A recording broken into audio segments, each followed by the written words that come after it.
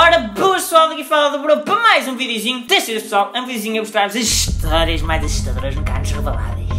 Vocês devem estar a perguntar o porquê de eu estar a fazer vídeos deste género com coisas assustadoras e tal, e porquê que não estou a fazer desafios, nem nada disso. Simplesmente eu quis experimentar algo novo para fazer para o canal sobre coisas tipo interessantes e assustadoras. Eu vou-me deixar de fazer isto porque está abaixo todo. Não. Já sabem, pessoal, se vocês quiserem mais vídeos deste género, escrevam aí nos comentários assuntos para eu fazer e não se esqueçam também de deixar mega like porque o vosso feedback vai ser bem importante para eu continuar a fazer vídeos sobre isto.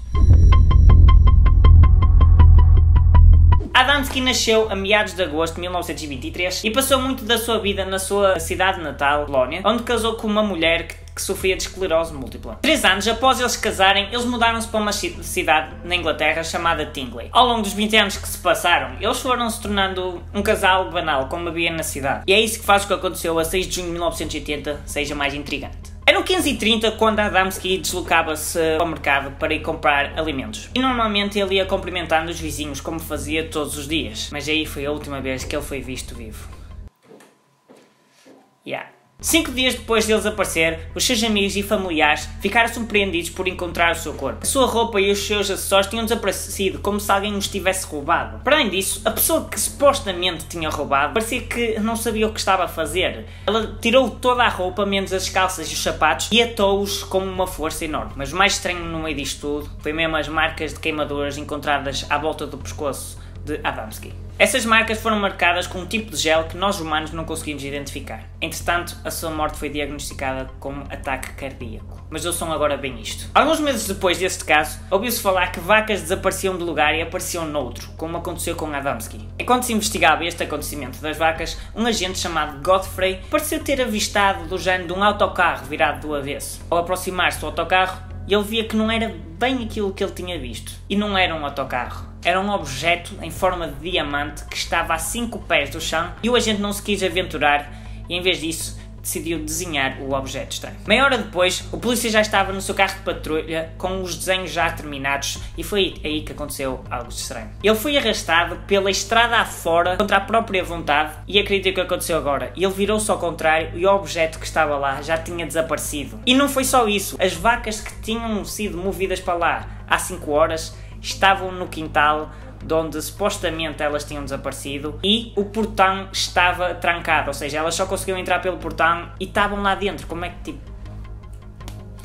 E agora vocês perguntam, mas afinal o que aconteceu? Pesquisadores de OVNIs entrevistaram as famílias em 2005 e descobriram que isto era um caso de abdução humana, ou seja, desaparecimento temporário de pessoas levadas por entidades não humanas. Entretanto, o caso nunca mais foi falado e foi esquecido pelas pessoas. Mas será que vocês esqueceriam algo deste género? No ano de 1948, no mês de fevereiro, um barco holandês chamado Orang Medan, que estava na Indonésia, mandou uma mensagem um tanto ou quanto assustadora para os navios que captavam os sinais de rádio. Segundo o registro da época, a mensagem dizia que mas ouçam bem, toda a tripulação que estava no navio estava morta e que o capitão estava na sala de mapas. Para além disto, a mensagem ainda continha um código Morse na qual dizia estou morta. Ok, está a ficar bem creepy.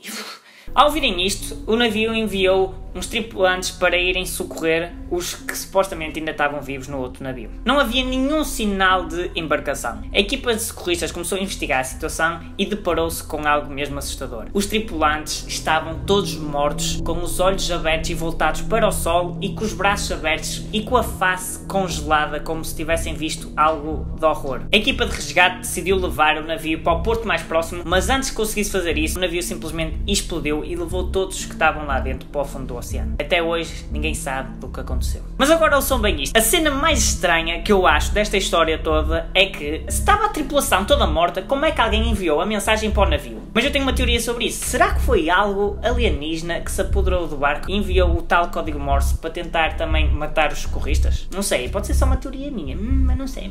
Vamos continuar.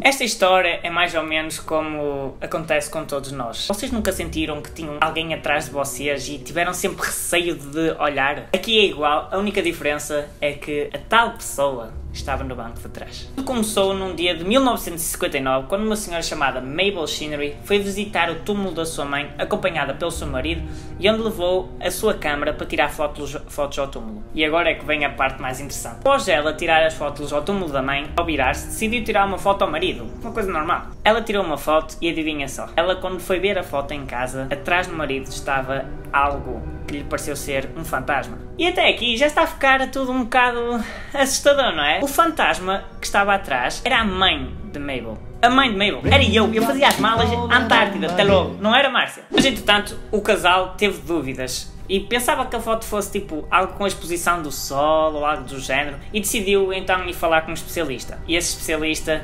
confirmou e afirmou que a foto era verdadeira e não tinha nada por trás.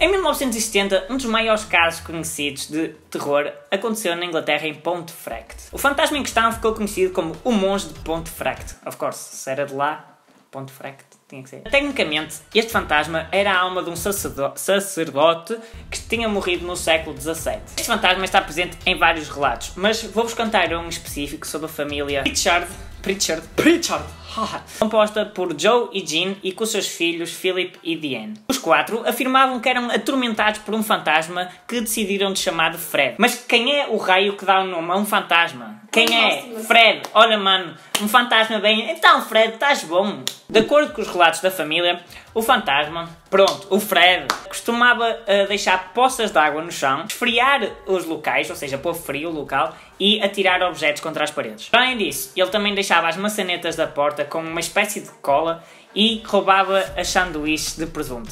E este fantasma era fino. Este parecia mesmo como é que ele se chama? O Casper. E este era o cara. Ele tinha fome e ele tipo, vamos roubar aqui umas sandas de presunto aqui pelo caminho para comer. Pronto. Basicamente assim, é esperto, mano. Até agora eu tive-vos a contar só os incidentes que são assim mais levezinhos, mas agora é que vou passar para a parte da história fixe, senão não ia ter piada, não é? Certo dia, o Fred simplesmente decidiu pegar na filha de Diane, que apenas tinha 12 anos, e arrastar-lhe para o andar de cima apenas pelo pescoço. Entretanto, o pescoço da rapariga ficou marcado, mas não acaba aqui. Ele ainda tentou esganar a rapariga com fios elétricos. Isso é um bocado.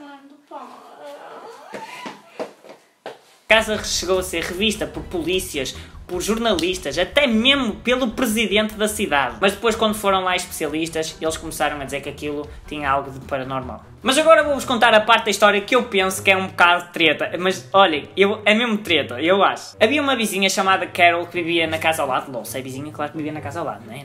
E ela disse aos polícias que tinha visto o fantasma a percorrer a casa e que um dia o fantasma decidiu ir falar com ela. Ela disse que o fantasma tinha à volta de 1,65 m e disse que quem fosse para lá viver, ele ia tentar expulsar da maneira dele, porque ele só queria a casa para ele. Digam lá, isto é fake? É muito fake, Márcia. É fake? É fake. Eu acho que é fake, mas pronto, como tinha lá na notícia, eu decidi dizer-vos a mesma.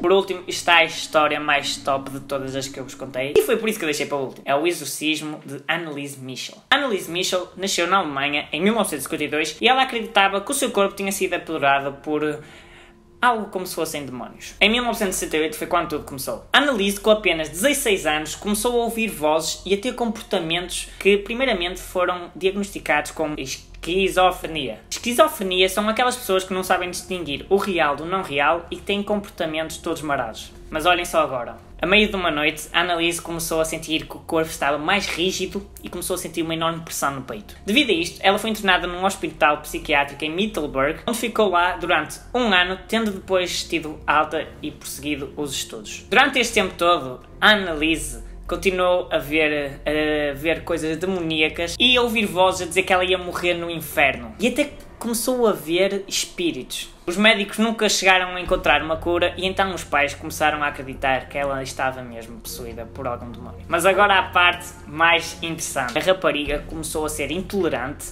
a certos sítios sagrados, assim como a objetos. Ou seja, ela não conseguia ir a igrejas, não conseguia pegar numa cruz, algo desse género. Ela, tipo, normalmente, como vocês sabem, os diabos não conseguem estar em contacto com algo que seja divino ou algo a ver com Deus. Ela estava com as mesmas características de um diabo, basicamente. Entretanto, no verão de 1973, os pais da Annalise foram a uma paróquia para falar com os padres para fazerem um exorcismo à filha. De início, o pedido foi negado porque a Igreja Católica respeitava bastante esses pedidos, porque os possuídos devem ser capazes de falar línguas que nunca antes foram estudadas e até mesmo ter poderes sobrenaturais. Algum tempo depois, o padre Alt, que era considerado um especialista nestas coisas, disse que Annalise já reunia as condições possíveis para fazer um exorcismo. Mas a situação nessa altura ainda estava pior. Annalise insultava, espancava e até mordia os membros da família. Cá para mim, o Soares deve sofrer disto. Para além disso, ela também dormia no chão e alimentava-se de moscas e formigas, chegando até a beber da própria urina. E a parte mais assustadora é que ela passava horas